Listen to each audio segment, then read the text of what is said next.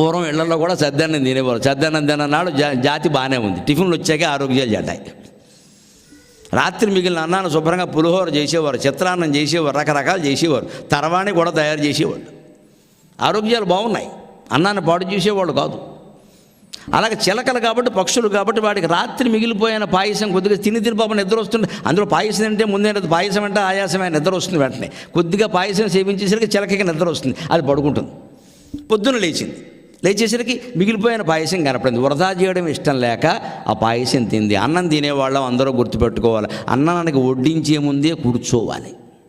మనకి ఏది కావాలో అదే వేసుకోవాలి. ఆశ కొద్దీ అన్నీ వేసుకోవడం, మొత్తం వదిలేయడం చేయకూడదు. పదార్థం వృధా అయిపోతుంది. అన్నం పరబ్రహ్మస్వరూపం. మనకు కావలసిందే వేసుకోవాలి. మొహమాట పడకుండా చెప్పేయాలి, అమ్మ నాకు వద్దు వేయకండి, నా మాట వినండి. వేసుకున్నవి తినాలి. కంచం ఖాళీగా ఉండాలి. సరైన వాడు